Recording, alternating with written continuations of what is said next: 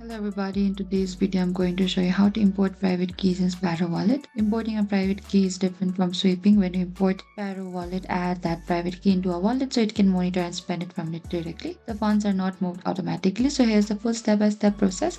Sparrow does not let you import private keys into a HD seed-based wallet. To import private keys, you must create a new wallet specifically for the imported keys. So first you need to open your Sparrow Wallet here.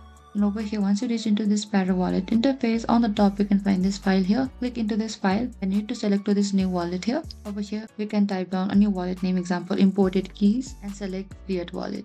And importing is less secure than sweeping because the private key remains safe. If the keys was ever exposed, funds are at risk. For maximum security, it is better to sweep into a fresh seed-based wallet. After importing, funds remain at the same address. You can spend directly from that key. The private key becomes a part of that wallet file. Thank you for watching this video. Don't forget to like, share, and subscribe. And if you have any queries or confusion, please comment down and we will reach out to you very soon.